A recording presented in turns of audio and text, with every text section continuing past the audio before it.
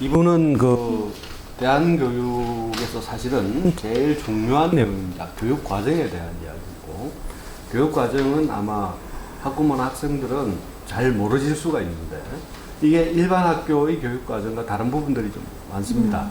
그래서 이거는 사전에 알아두시는 게 도움이 많이 되는 내용입니다.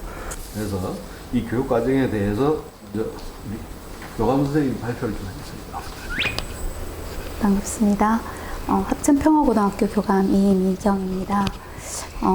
제가 교육과정 전문가는 아니지만 그동안 대안교육을 하면서 교육과정에 대한 경험과 생각을 나눠보도록 하겠습니다. 저는 이 교육과정이 교육에 임하는 태도다. 교육을 어떻게 바라보는지에 관련된 잘 나타낸 이정표 같은 것이고, 또 그 어떤 교육을 지향하는지 그 철학이 담겨 있는 과정이라고 생각을 합니다. 예. 예. 대한학교의 교육과정을 간략하게 살펴보면요, 그 역사적으로 초창기 때는 제가 아까도 잠깐 말씀드렸는데 정규 교육과정에 대한 대안으로서의 교육과정입니다. 이렇게 정규 교육과정도 유지를 하고 거기에 이제 거기서 나온 아이들, 잘 이제 적응되지 않는 아이들을 위주로 그 아이들을 그럼 어떻게 학교 내에서 이렇게 적응시킬까 해서 그 교육과정들이 생겨났고요. 그러면서 이제 다양한 체험학습들이 생겨났어요. 그래서 지리산 종주나 국토순례 이런 것들을 대대적으로 하게 되었죠. 그러면서 이런 이제 교실 밖 수업, 활동 수업, 체험 수업들을 많이 했는데, 이런 걸 하다 보니까 그 안에서 진행된 숨겨진 교육 효과들을 재확인했습니다. 지리산 종주를 하니까 의외로 아이들과의 관계도 굉장히 깊어지고 환경적인 감수성도 높아지고 이런 숨겨진 교육적 효과들을 확인하게 되는 거죠. 그래서 대안교육에 대한 이제 그 관심이 조금 더 높아지고, 그러면서 사실은 이제 이 대한학교의 이런 여러 가지 교육 과정들이 일반 학교에 약간씩 이렇게 차용되는 효과를 줍니다. 그래서 경기도 혁신학교나 행보학교 같은 것들이 대한학교에서 많이 가져갔죠. 체험 활동도 가져가고, 공동체 회의 같은 것도 가져가고, 그러면서 이제 이렇게 약간 확대되는 과정을 보였고요. 두 번째는 대한학교 발전기죠. 그래서 대한학교가 이제 98년도에 이제 정시 인가를 받으면서 과연 교육은 무엇을 지향해야 되느냐에 대한 궁극적인 이제 질문에 들어갑니다. 그래서 그러면 정말 교육의 본질을 살려야 된다. 그럼 교육의 본질이 뭐냐? 어떤 것을 지향해야 되느냐에 대해서 심도 있는 이제 논의들이 시작되는 거고요. 그래서 교육의 목표, 철학, 어떤 것을 지향해야 될까 고민을 하게 되고, 그래서 올바른 삶을 위한 철학에 대한 교육과정이 개발이 돼요. 그래서 우리가 이렇게 지식을 배워가지고 사실은 교육이 많이 확대됐잖아요. 예전보다 훨씬 더 많이, 대학도 많이 가고. 그렇지만 행복해졌느냐, 여기 질문을 답하면 별로 그렇지 않아요. 그래서 어떤 것을 배워야 더 올바른 삶, 행복한 삶으로 이끌 것인가에 대한 근본적인 질문들이 나오게 되는 거죠. 그래서 그런 이제 자립교과라든가 공동체 토론회, 인문학 캠프, 평화 세미나, 해외 이동학습 같은 이런 교육 과정들이 나오게 됩니다. 이 교육 과정들은 애들이 적응을 못하니 대체하자는 게 아니고 교육의 본질로서 꼭 필요하다. 교육의 철학을 실현하는 교육 과정으로서 이런 교육 과정들이 생겨나게 되고요. 그러면서 이제 블록 수업이나 프로젝트 수업이나 통합 수업 같은 것들도 이제 광범위하게 이제 드러나게 되는 거죠. 그래서 이런 것들이 사실은 이제 제가 보기에는 이 대한학교의 발전기에 나타나는 것들이지만 궁극적으로 봐서는 전체 학교에서도 충분히 이렇게 실현되어야 된다는 생각이 듭니다. 예. 그리고 대한교육이 추구하는 것, 이거 제가 예전에 학부모님들한테 한번 말씀드렸는데요. 대한교육은 무엇을 추구하냐? 첫 번째, 내 삶을 내가 주인공이 되게 살아보는 것입니다. 그동안 아이들은 내 삶을 내가 주인공을 살아보지 못했어요. 하라는 것만 했죠. 내가 선택하지 못했습니다. 근데 여기서는 3년간 다양한 선택과 고민을 하게 만드는 게 대안교육이라는 생각을 했고요. 그 다음에 자충우들 내 속에 있는 다양한 가능성을 탐구하고 도전하는 것. 이게 다른 외국에서는 애프터 스쿨에서 뭐 몇 년간 학교 안 가고 이렇게 자기 삶을 되돌아보는 시기가 있잖아요. 근데 저희는 이제 사실은 딱 주어진 대로 무조건 그 학년기에 그 학교에 가야 되는 거죠. 예, 그렇게 할 게 아니고 3년간 어쨌든 내 안에 있는 다양한 가능성을 탐구하고 도전할 수 있는 자리를, 그런 기회를 마련해 줘야 된다는 거고요. 3년간 부대 끼고 살면서 다양한 관계 맺기 훈련을 하는 곳이 대안학교다. 그리고 어떤 방향으로 살아가야 할지 삶의 방향에 대해서 고민해 봐야 됩니다. 사실은 이런 고민을 거의 못 해요. 그냥 진짜 뭐 대학 가기 위해서 공부하고 왜 내가 이 지식을 습득해야 되는지도 모르고 공부를 하게 되는 거죠. 그래서 제가 며칠 전에 읽어본 뭐 파커파마 그 책을 보면은 지식의 폭력이라는 얘기가 나오더라고요. 지식의 그 도덕적인 것을 따지지 않고 무조건 하다 보니까 지식이 소유욕과 지배욕을 가지고 지식이 발달하다 보니 핵무기가 나오는 거죠. 그래서 터뜨리고 이제 그래서 어떤 방향으로 살아가야 할지 삶의 방향에 대해서 깊이 고민해 봐야 되는 게 대안학교에서 해야 될 일인 것 같고요. 그다음에 나의 조음이 세상의 옳음과 연결되도록 저희도 사실 학교에서 굉장히 이거 많이 하려고 하거든요. 내 편한 게 세상의 방향과 옳음에 연결되도록 해야 된다. 이제 그렇게 이제 애써 보는 거죠. 그리고 새로운 배움을 기꺼이 받아들이고 몰입해 보는 활동. 그리고 내 삶에 당당하고 책임 있게 행동함을 배우는 것. 그래서 이게 뭐 특별한 진학에 대한 뭐 기술을 가르치거나 직업에 대한 기술을 가르치는 건 아닙니다.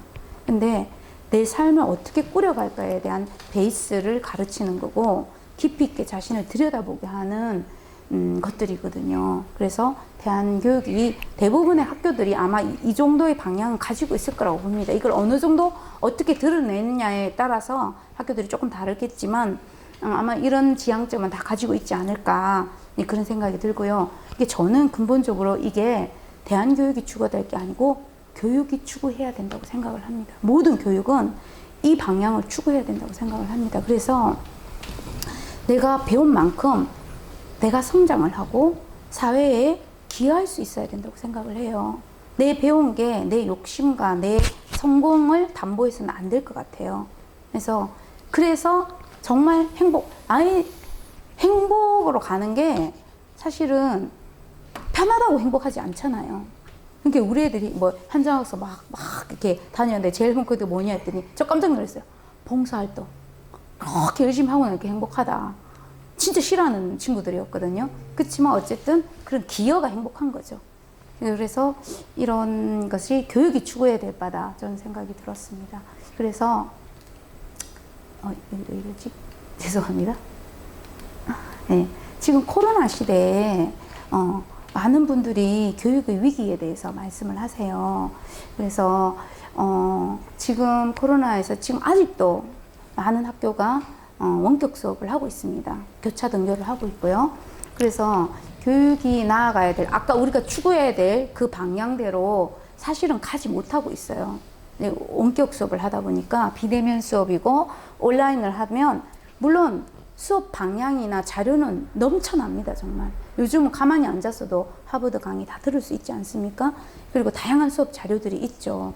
그렇지만 이렇게 대면하지 못하는 데에서 오는 깊이가 이제 많이 떨어지는 거고 그 아이들이 집에서만 있게 되니까 오히려 사이버 갈등, 폭력 점점 많아지는 시대예요.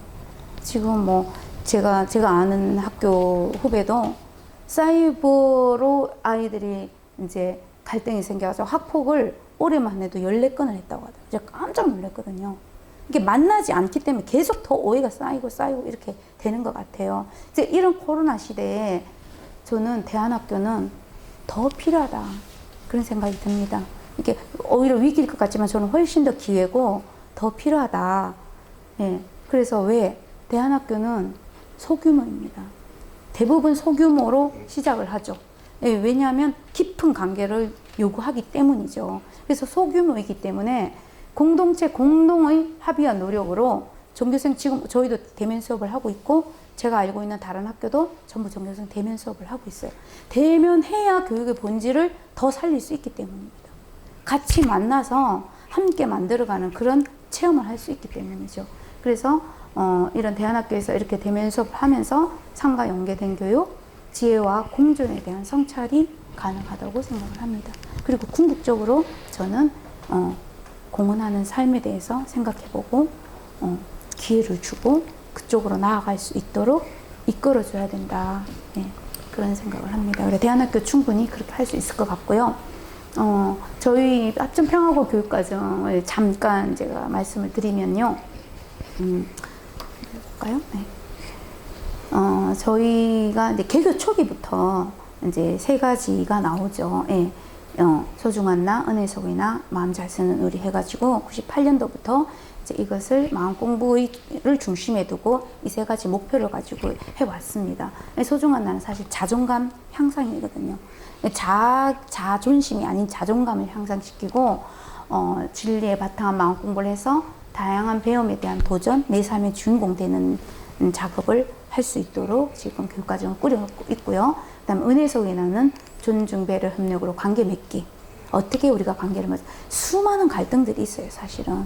그 속에서 갈등이 문제가 아니고 갈등 속에서 내가 어떻게 그 과정을 겪어가고 어떻게 열어갈 것인가. 그게 굉장히 소중하다고 생각을 합니다. 그래서 이런 갈등 속에서 은혜에 감사하는 삶, 그 다음에 삶의 방향에 대한 탐구 이런 것들이 가능할 것 같고요.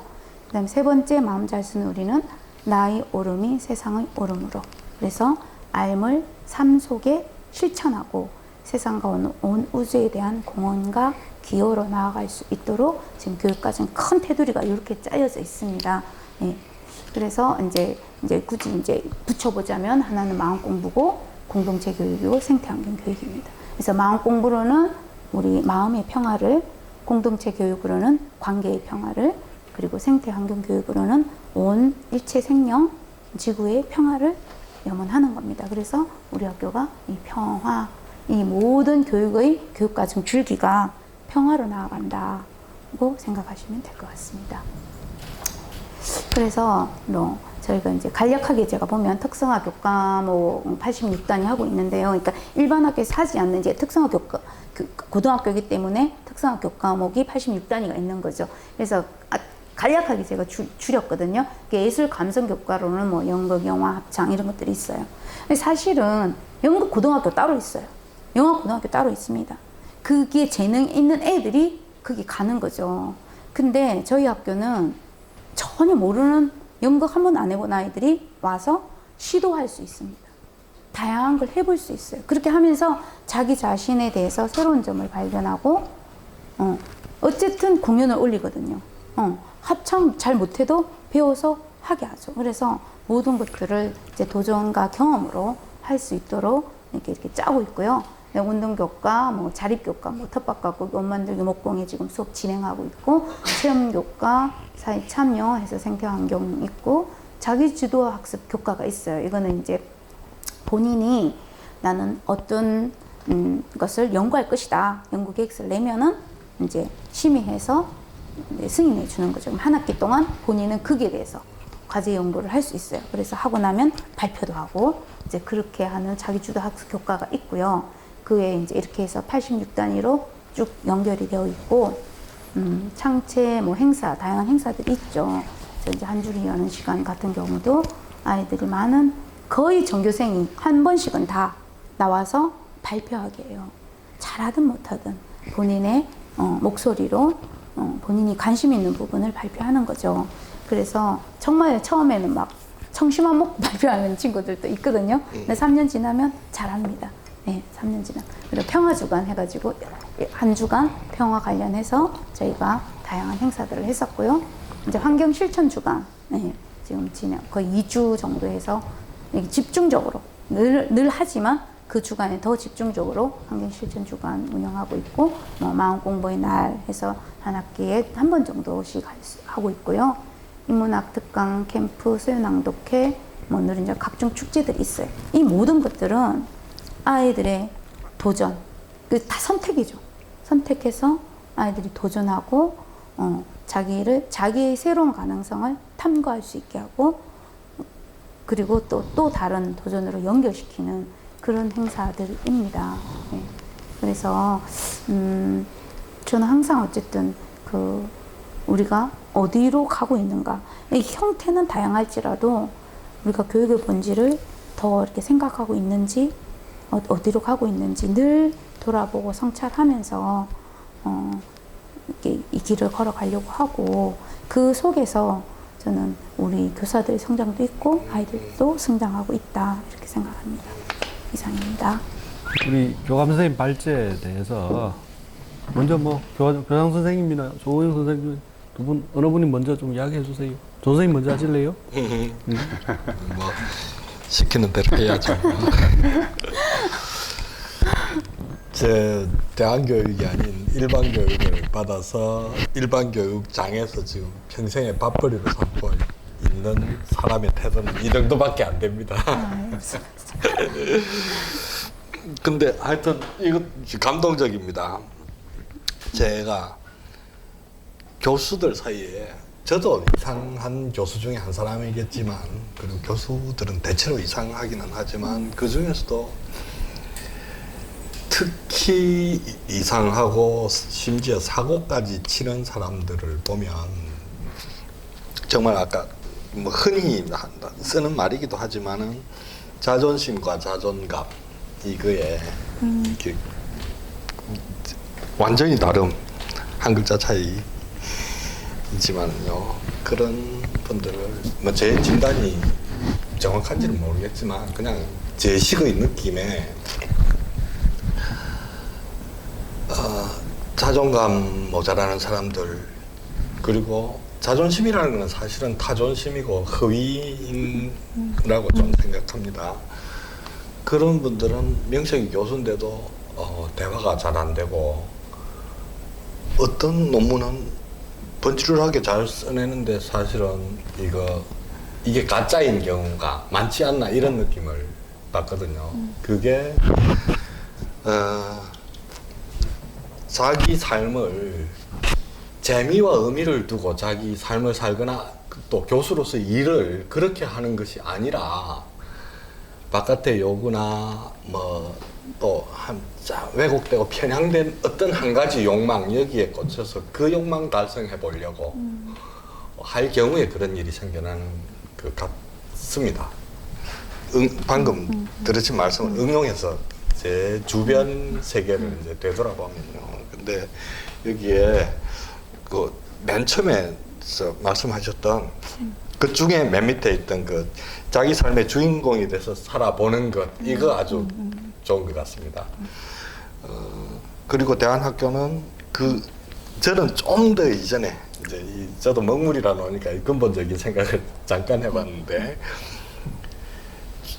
주인공이 되어서 살아보기 이전에 이제 논리적으로는 주인공임 또는 주인공이 될 수 있음을 느낄 수 있는 이 장이 돼주는 것만으로 대한학교는 물론 그렇지 못했던 사람들한테 한해서 그것만으로도 대한학교의 존재 가치가 충분하다 이런 생각이 들었습니다.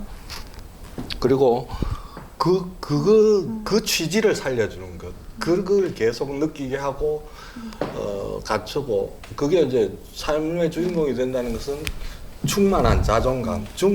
자존감은 저는 한 번 충만하고 나면 절대 방전되지 않는다고 생각합니다. 손상도 되지 않고. 자존감이 제대로 형성된 사람은 어떤 경우에도 물론 죽어서까지는 유지될지 모르지만 전 내세관이 없어서 죽기 전에는 손상되지 않고 어디 가나 근데 그 자존감이라는 건 저는 사회 속에 관계 속에 있는 거라고 생각하거든요. 그래서 어떤 세상 어떤 사람을 만나도 자기가 자신 있는 만큼 상대편을 존중하면서 잘 어울릴 수 있는 그런 훌륭한 적어도 인격적으로 훌륭한 사람이 될 수 있지 않을까. 그거의 가장 기초적인 조건이 아닐까 싶고 그 기초를 또 그 가능성을 최소한의 실마리를 틔워준다면 이 대안학교는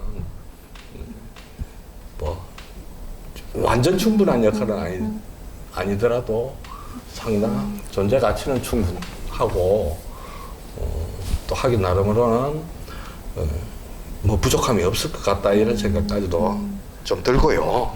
그다음에 저 교장 선생님, 교감 선생님 두 분 다 약간 지식이라는 이 용어를 쓰실 때 또 기존의 일반 교육이나 기성의 우리 사회의 교육들이 지식 중심이라고 하는데 저는 그 지식이라는 용어 자체가 상당히 이중적으로 잘못 쓰이고 있다는 생각이 듭니다. 지식은 그 자체로는 원래 소중한 것이고 소중해야 되고 그 약간은 경계심이나 혐오감의 대상이 되어서는 안 되는데 우리 사회에는 지식 그 자체가 허위 지식이 많아서 그랬지 않느냐. 그래서 지식이 경원시하고 뭐 이렇게 될 게 아니라 참 지식을 추구하는 게 사실은 최고도의 교육의 정점은 어차피 저는 또 한편으로는 지식일 수밖에 없는 면도 있다고 생각합니다.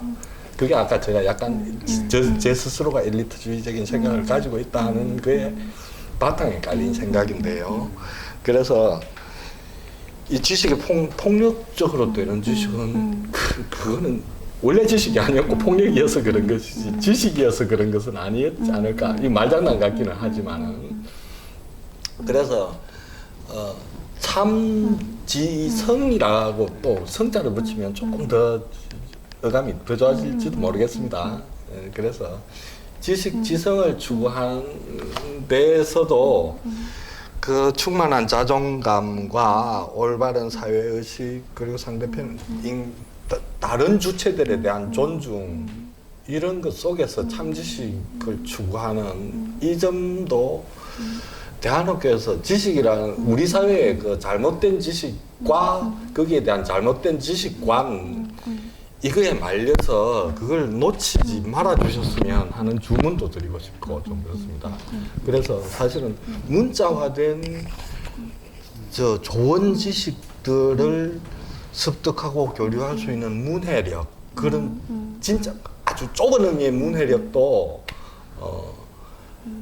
접근 그거는 함부로 들이대서 강요하게 되면 이제 폭력 교육 방식자부터가 폭력적일 수 있을 건데 그렇지 않은 방식으로 접근할 수 있는 통로를 열고 또 실제로 그 길로도 갈 수 있게 거기저도 좀 생각을 해주시면 좋겠다 이런 주문 말씀을 드리고 싶습니다. 충분히 저 이제 공감하고요. 예. 제가 이제 표현이 좀 잘못된 것 같아요. 예. 사실은 지식이 굉장히 소중하고 사실 아는 만큼 보이잖아요. 예, 그러니까요. 이게 모르면은 뭐가 잘못된지도 모르는 거죠.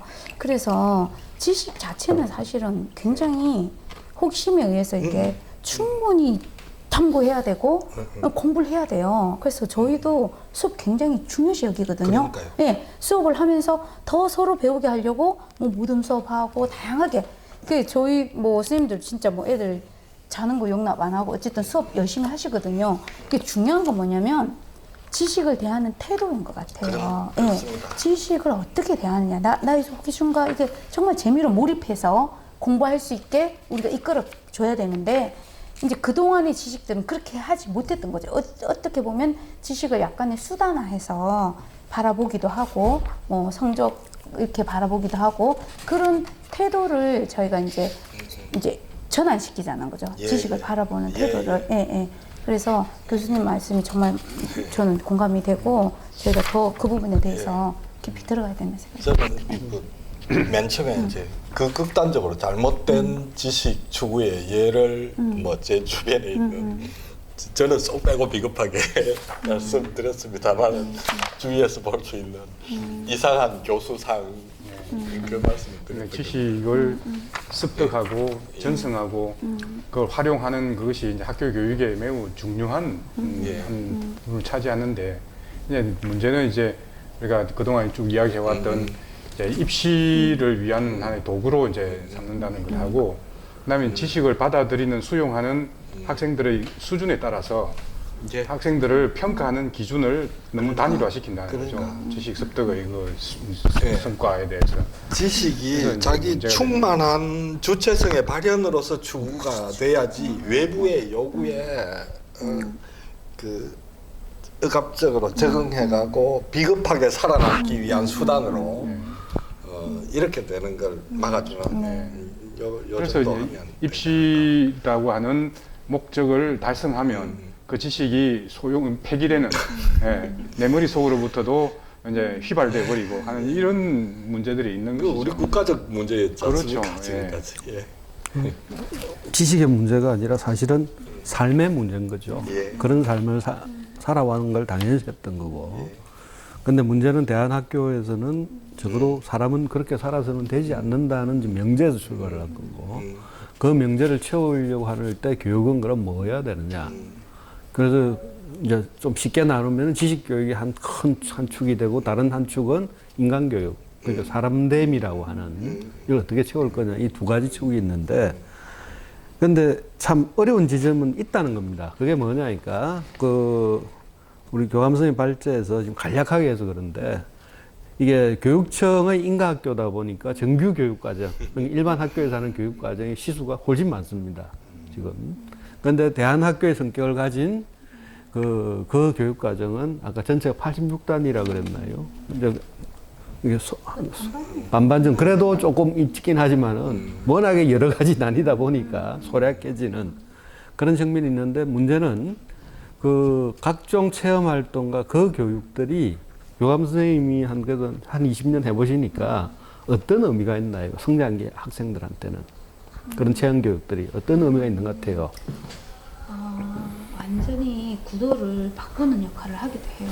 교실에서의 활동을 하다 보면은 그게 능한 친구가 있고 서툰 친구가 있거든요. 이때까지는 그걸로 아이들을 한 줄로 세웠죠.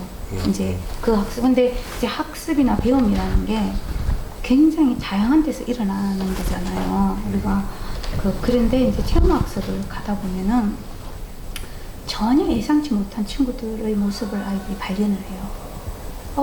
교실 수업에서는 제가 참 힘든 친구였는데, 지리산 종주를 가보니 이 친구들 지금 다 들어주는 거죠. 그래서 우리 각자 다 다른 특성을 가지고 있고, 그 역할들을 재분배할 수 있어요. 평소에 생각했던 역할이 완전히 다르게 보이는 거죠. 그래서 아이들한테 시각을 확 넓혀줄 수 있습니다. 그러니까 얘들은 조금만 쟤는 저런 애야, 얘는 네모야, 얘는 세모야, 단정 짓기 쉽잖아요. 근데 다양한 교육 환경에 아이들을 넣어보면은 애들이 내가 생각했던 것보다 다른 모습들, 그리고 또 내가 생각했던 나의 다른 모습을 보게 돼요. 그러면서 표현력도 훨씬 넓어지고 생각도 바뀌고 새로운 배움이 가능하다는 거죠. 그래서 요번에 저희가 이제 역사적으로 이제 배우고 만약 4.3을 배우면 직접 그 현장에 가거든요. 훨씬 생동감이 있죠. 그러니까 이거 이렇게 배운 거하고 직접 얘네들이 4.3 지도를 가지고 이제 가서 직접 탐방을 하면, 우리가 이 책으로 교실에서 배운 거는 오래 가지 않잖아요. 근데 그 가면은 투고 애들 삶 속에 이제 각인되는 효과들이 있는 거죠. 그래서 저는 체험으로 배우는 활동들이 굉장히 소중하고 또 오래 간다. 네, 그렇게 생각합니다. 이제 오래 간 문제뿐만 아니라 사실은 금방 말씀하신 게 그게 자기주도 학습에서 핵심입니다. 그러니까 사람이 짐승과 다른 가장 큰 지점은 자기주도 학습을 할 능력을 있는 게 사람이에요. 그러니까 이게 나는 저게 궁금해, 관심이 가에 출발을 해서 공부하고 캐고. 근데 문제는 자기주도 학습을 잘못 이해하면은 책 던져주고 니하라 공부하고 니하라 정리하고 니하라 해석해 보라는 건데,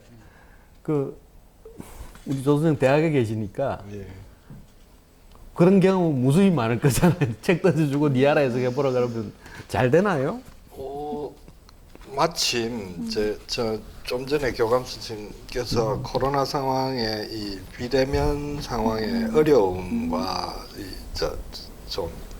하여튼 제약 이걸 말씀하셨는데, 저는 이번에 학부 한 학기 수업을 아직은 요번 주가 시험 기간이라서 이제 시험 대신 숙제 내놓고 왔는데요. 일종의 이렇게 표현을 하자면 편지로 주고 받기 수업이랄까 그 정도로 제가 말하자면 가르쳐야 될 내용, 가르치고 싶은 내용들을 이 교재를 주고 그냥 문자 자료로 주고 학생들한테 이제 여기서 이미 알고 있던 것, 또 공부 요거 보고서 알게 된 것, 봐도 아직도 모르겠는 것, 그 다음에 옆으로 번져가는 생각과 관련된 이야기들 이 네 가지를 다 적어내라고 매주 그렇게 해왔어요. 이거 나는 다른 뭐 인간적인 부분, 감정적인 부분은 빼고 대학이니까 이제 지식 교육을 그렇게 했는데 지금까지 제가 10몇 년 넘게 15년 넘게 이렇게 해오던 중에 제가 느끼는 교육 효과가 제일 좋았고 그 다음에 제 머릿속에서 학생들하고 이 전선이 연결되어 있는 것, 학생들의 머릿속에서 사고가 어떻게 돌아가는지를 제가 알 것 같은, 그거는 아직은 그 확인은 되면 해가지고 이제 해봐야 될 것 같아요. 이런 효과를 느꼈는데 이거는 조금 대학이라서 가능할 거, 아까 말씀드렸듯이 관문을 통과한 친구들이라서 그런데 이런 효과도 있더라. 근데 여기서 중요한 것은 학생들한테 제가 억지로 시킨 것이기는 하지만 자기 머릿속에 있는 걸 스스로 개발하고 발현을 해보라 한 거였거든요. 자극은 제가 먼저 줬지만 그 발현해보는 경험, 이것이 자기 것으로 남게 될 것 같다는 기대감이 생겼습니다. 예. 질문 오히려 까먹었는데 제가 뭐 아니 그러니까 이제 그게 아니 그 대학생 상대로 해도 사실은 그 우리 조 선생님 이야기 일종의 문해력 테스트인데 문장 해석 능력을 보는 거죠. 이게 무슨 말이냐 이거예요. 도대체.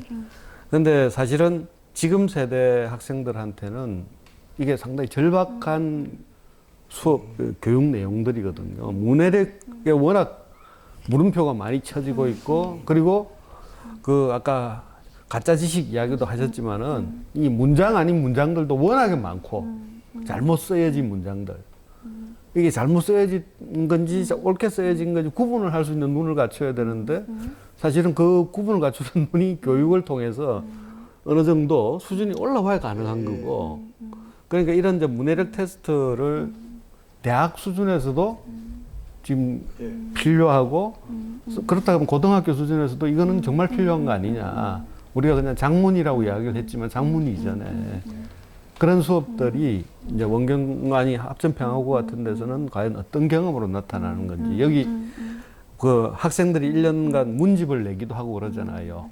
그 마음 공부 개인들 전부 다 적어서 그런 경우는 그 교감 선생님 소개를 좀 해주시라 이런 거죠. 그런 것들이 어떻게 정리가 좀 되는지. 뭐 정확한 답변은 있는지 아닌지 모르겠지만 제가 이제 조 교수님 말씀을 듣고 느낀 바가 진짜 그런 것 같아요. 이 방법이 좋다 나쁘다가 아니고 어떤 마음으로 접근하느냐가 제일 중요한 것 같아요. 네, 코로나 시대 제가 수업이 조금 뭐 이제 대면 수업이 아니라서 효과가 없다고 말씀했지만 사실은 그때 이제 교수님의 마인드처럼 저는 그 질문지를 보고 아 이건 내면을 이렇게 자극하는 질문이라는 느낌이 확 왔거든요. 본인의 얘기를 적게끔 하는 거잖아요. 그래서 그런 마인드로 접근하면 어떤 방법이든지 저는 아이들 내면에 가다할 수 있다고 봅니다. 그래서 방법적으로, 근데 대체적으로 그렇다는 것이지, 예. 그래서, 야, 진짜 어떻게, 어떤 마음으로 접근할 것인가가 가장 중요하구나. 그런 걸 제가 다시 확인하게 되었고, 이제 문해력에 관해서 이제 질문을 하시면 사실은 아이들한테 텍스트를 읽기 하기가 굉장히 어려워요. 아이들은 옛날 아이들보다 더 힘들어요. 근데 지금 뭐 너무나 짧은 정보만 이렇게 접하다 보니까 뭔가 책을 길게 읽게 하기가 상당히 이제 어려운 점이 있는 거죠. 그래서 지금 통합교과 스님들이 이제 이렇게 막 전학봉 이렇게 연구를 하면서 텍스트를 쭉 읽게 하는 시도를 지금 하고 있어요, 선생님들이. 그래서 읽고 그 시간에 이렇게 교사들은 멋지게 잘 가르치길 원하는 그게 있어요. 욕구가 있어요. 멋진 강의를 하고 싶은. 그렇지만 그걸 어느 정도 좀 접고 정말 애들이 집중할 수 있는 그 시간을 주는 게 오히려 더 이렇게 배움이 일어날 수 있거든요. 그래서 이제 교사가 어떻게 가르치냐 문제가 아니고 애들이 어떤 배움이 일어나게 할까? 여기에 이제 집중적으로 저희 선생님들이 고민하고 있고, 그러려면 화려한 우리 교육적 기술이 아니고 애들 활동을 통해서 조용하게 몰입하고 책을 읽더라도 그게 굉장히 소중한 기회가 될 수 있거든요. 그래서 이제 그렇게 이제 텍스트를 읽게 하려고 제가 애를 쓰고 있고, 뭐 저기 쭉 있는 책들도 사실 이제 부크루신 같은 거를 이제 해가지고 애들 읽고 또 적고 이런 도서관 활동들이나 이런 것들을 통해서 뭐 수요낭독회도 마찬가지고요. 어쨌든 텍스트를 통하고 그걸 발표하는 그런 기회들을 많이 주려고 지금 애를 쓰고 있습니다. 근데 저 질문은 평화고 학생들 같은 경우에 1학년 들어왔을 때 하고 3학년 됐을 때 그 학생의 성장이 보이나요? 저는 많이 보이거든요. 예, 굉장히 당당해지기도 하고요. 아주 소심한 친구들이 발표를 하기도 하고 친구 관계를 만들어가기도 하고 글도 좋아져요. 글도 많이 이제 더 생각해서 이렇게 적게 되고, 사실은 소규모이기 때문에 선생님들이 아이들 상황을 거의 다 파악합니다. 거의. 그래서 어저께 그 강사분이 누구 얘기했는데 걔는 누구다. 저희가 다 맞췄거든요. 그러니까 깜짝 놀라더라고요. 전교생을 어떻게 이렇게 한눈에 깨고 있냐. 이제 그렇게 하시더라고요. 그러니까 저희 거의 다 얘는 지금 어느 상태고 이제 이런 것들을 거의 다 파악하고 있는 상황이죠. 그래서 그게 맞게 저희가 이제 좀 과제를 주려고 하고 있고, 발전은 많이 제가 보기에는 많이 되고 있다. 예. 또 나중에 또 알기도 하고요, 아이들. 이런 이야기를 나누는 이유가 있습니다. 그게 뭐냐면 사실은 우리 교육이 가지고 있는 정말로 이 기괴하고 황당한 모습인데요. 수능 영어 시험 문제를 영어를 쓰는 영어권 학생들한테 돌리면 못 풀어요. 그러니까요. 이유가 뭐냐니까 지문이 너무 많다는 거예요. 그러니까 우리 국어 문제에서 지문을 어마어마한 양을 주놓고는 그걸 문제를 정해진 시간에 풀어라고 하는 거와 똑같은 일이 벌어지다 보니까, 그래서 사실은 영어권 중에서도 그 영국 학생들 같은 경우에 거의 풀지를 못해요. 이게 무슨 말인지를 몰라가지고. 그런데 미국의 SAT 시험을 준비한 학생들은 조금 풀어냅니다. 그 훈련이 조금 돼서, 그러니까 우리의 교육이라는 게 뭐냐니까 어마어마한 양의 지문을 주놓고는 문제를 먼저 보고 답을 맞추게 하는 거예요. 그렇죠. 지문을 예, 이해하는. 맞아요. 예. 그러다 보니까 현재 학생들은 이 문해력이 아주 오해와 혼돈으로 가득 찬 학생이 많습니다. 문제부터 보고 답을 찾아야 되는데 문제가 이상해. 그러면 그걸 다 읽어야 되니까 그건 말이 안 되는 게 되는 그런 훈련을 받다 보니까 문해력에 문제가 있는 학생이 아주 많고 난독증이 아주 많아지는 이런 현상이 있는데, 문제는 이제 이런 우리가 대안 교육을 이야기하는 곳에서는 이런 것들을 과연 우리가 통제하고 잡아내고 수정할 수 있는 건지 그 지점은 정확하게 이야기를 해야 되거든요. 그래서 사실은 그런 부분에 대한 학부모들의 요구가 상당히 많아요. 이 무엇이 뭐 이런 교육이 어딨냐 생각하는 사람들, 이게 잘못된 거 아니냐 이런 이야기를 하시는 분들이 있으니까 그래서 물어본 거고, 다음으로 그 우리 학생들 같은 경우에 공동체 회의라든지 이런 또 교과목 아닌 교과목들이 있는데, 이 공동체에서 기숙사 생활을 다 하잖아요. 네. 그러면 이게 기숙사 생활을 하면서 학생들의 또 알게 모르는 또 성장이 있을 것 같거든요. 1학년 들어왔을 때하고 3학년이 됐을 때. 교감 선생님 생각은 어떻습니까? 저는 기숙사 생활하는 우리 아이들한테 이렇게 말합니다. 너네들이 한 방에서 이렇게 사는 것은 기적이다, 얘들아. 엄마 아빠들은 못해. 너네들이니까 하는 거야. 제가 그런 얘기를 하는데요. 사실은 이제 너무 편하게 학교에 이제 집에서 살았잖아요. 대안교육은 약간의 불편함을 기꺼이 감수하는 교육입니다. 저는 그렇게 생각해요. 너무 풍요의 홍수 속에서 그렇게 살면서 행복하지 않아요, 아이들이. 그래서 체험학습도 저희가 약간 불편하게 갑니다. 애들 많이 걸리고 좀 참게 하고 환경 생각해서 이름 못 쓰게 하고 지금 그렇게 하거든요. 불편함을 감수하는 교육이 대안교육이다. 저는 그렇게 얘기를 하면서 그러면서 아이들의 마음의 근육이 키워진다고 생각을 해요. 그래서 기숙사 생활하는 것 자체가 아이들한테는 대단한 훈련이에요. 그러면서 뭐 방배정 할 때마다 난리 납니다. 나 뭐 쟤랑 쓰기 싫어 어째. 근데 저희가 거의 제법 뽑기를 돌리거든요. 그러니까 애들은 불만이 많아요. 친한 친구랑 살면 되는데 왜 돌리냐. 근데 저희는 그렇게 관계 맺기를 억지로 주죠.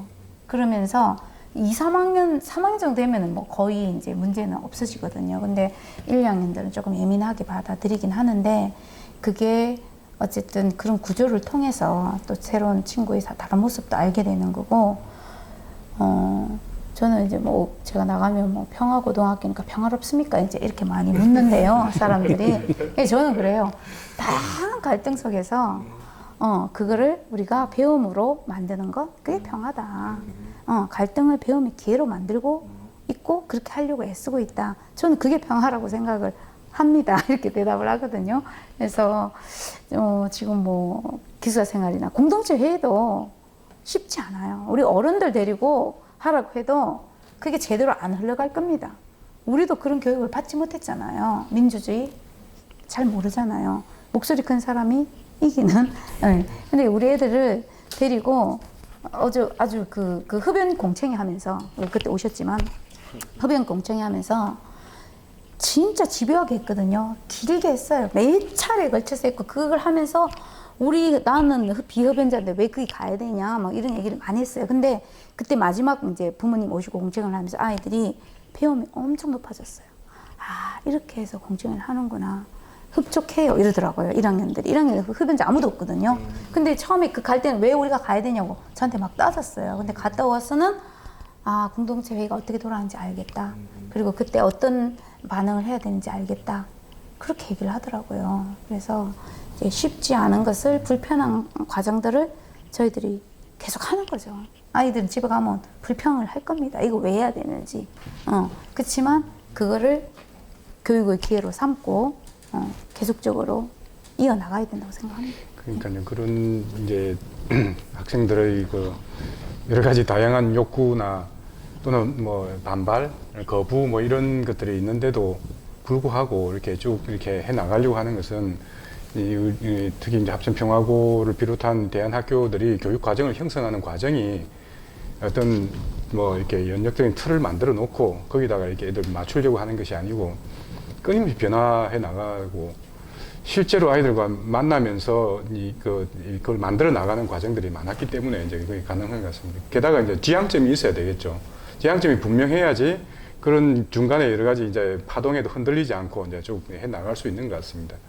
그래서 지금 특히 이제 우리 학교의 교육 과정은 그런 특징을 가지고 있다. 끊임없이 이제 만들고 변화해 나가고 그러지만 하나의 그 지향점을 향해서 쭉 나아가기 때문에 그런 철학이 바탕이 되어 있는 교육 과정이다. 뭐 저는 그렇게 이야기할 수 있습니다. 예, 근데 최초의 출발은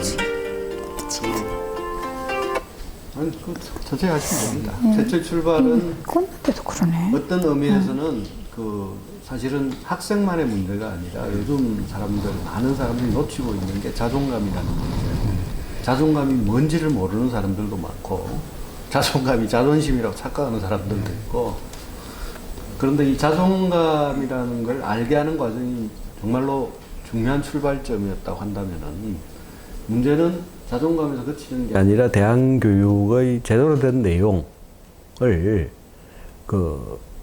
구체적으로 구현하는 방식을 합천평화고 같은 경우에는 생태환경 교육으로 지금 잡고 있는 거잖아요. 사회 속에서. 그러면 생태환경 교육을 조금 새로 학부모들 설명을 해주세요. 이게 왜냐니까 좀 뚱따지같이 받아들일 수도 있거든요. 오해를 하면은. 웬 자존감에서 출발해서 생태환경 교육이냐고. 이게 어떻게 연결이 되는 거냐고. 조금은 더 설명을 해주세요.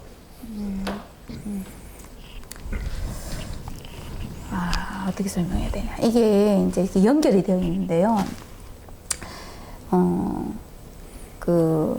일단은 아이들은 제가 그 자존감하게 소중한 나부터 시작하거든요. 그게 내가 근본적으로 이렇게 내만 소중하다가 아니고 근본적인 존재에 대한 소중함이 기본 바탕이 돼야 돼요. 그러다 보면 내가 나를 이게 나의 결정까지 다 안는 소중함인 거죠. 어떻게 보면 그렇게 하다 보면 내가 소중하면 이 사람도 소중한 거죠. 그래서 이제 소중한 나, 은혜 속의 나까지 가는 거예요. 그렇게 이제 확대시키다 보면 이게 인류가 인간만을 위해서 이렇게 발달해서 이렇게 오는 경우도 있잖아요. 지금 많은 이제 지구의 이 발달을 보면은 인간이 다 인간과 가축이 다 차지해요 지금. 그래서 이제 그게 이제 이게 세상의 나의 좋음이 세상의 오름으로 가려면은 일단은 사회 전체 지구를 바라봐야 되는 거고, 애초부터 사실은 이제 대한교육은 약간 생태지향적이었어요. 그래서 약간 이제 시골 아니면 산소 이렇게 해서 생태지향적으로 시작을 했던 거고, 그러면서 이제 지금은 더더욱 생태환경 위기잖아요. 기후 위기잖아요. 굉장히 시급한 시점이에요. 우리가 이 공부를 왜 할까요? 세상을 더 좋게 하고 우리가 전체적으로 행복하게 하기 위해서 하는 공부인데 세상 따로 나 따로는 아닌 것 같다는 거죠. 그래서 생태환경교육은 저는 세상을 바라보는 거의 관점의 문제라는 생각이 듭니다. 이게 제대로 된 답변이 되는지 모르겠는데, 저는 아니 뭐 이제 충분히 공감을 하고요. 네. 어쨌든 우리가 생태환경이라는 것을 이제는 벗어나서 살 수 없는 시대에 진입하고 있는 것 같아요. 기후 위기가 이제 뭐 단적인 예가 될 것이고, 그런 기후 위기 시대 또는 이제 멸종의 시대라고 이야기하지 않습니까? 이제 뭐 멸종으로 가는데 우리가 거기에 저항해야 된다 해서 이제 멸종 저항 운동을 지금 하고 있는 것인데, 이제 뭐 조금 그 거리가 있는 우리의 삶과는 조금 거리가 있고 아직도 뭐 충분한 무한한 자원이 있다고 생각하고, 우리가 여기서 뭐 인간 위주의 편리한 삶을 갖다가 추구하는 것이 뭐 아직도 우리 여지가 있다고 생각을 하는 사람도 물론 있겠지만, 이미 이제 그 위기의 이 길로 진짜 접어드는 것 같고, 그거는 지금 대체적으로 다 전 세계가 동의하는 측면이 있는데, 그러한 그 위기 상황에서 교육이 어떤 역할을 해야 되는가에 대한 고민들을 대한학교에서는 주로 이제 많이 했던 편이고, 저희들도 이제 한 6, 7년 전부터 그런 이제 화두를 들고, 우리가 지구 환경을 우리가 살아나가면서 지구 환경에 보탬이 돼야 되는데,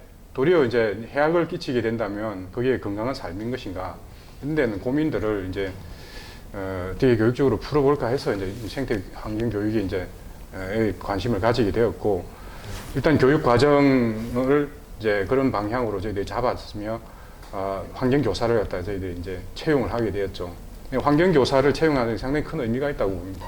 지금 경남에서는 환경 교사가 4개입니다. 한 1000개의 학교가 있는데 4명 지금 대가 있거든요.